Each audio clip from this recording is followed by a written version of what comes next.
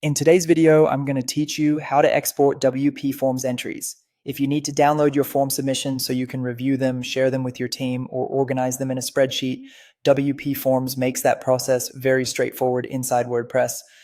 In this walkthrough, I'll show you exactly where to go and what to select so you can export the entries you need without any confusion. To get started, open your WordPress dashboard. This is the main admin area where you manage your site and access your plugins, settings, and tools. Once you're in the dashboard, look for WP Forms in the left-hand menu. From there, navigate to WP Forms, then go to Tools. The Tools area includes several utility options for managing your forms, and this is where the export feature lives.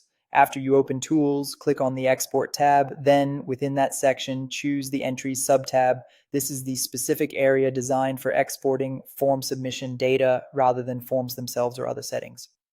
Next, choose the form you want to export from the drop-down menu.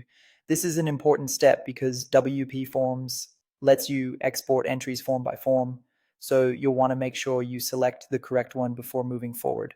If you have multiple forms on your site, take a moment here to confirm you've picked the right form so your exported file includes the data you actually need.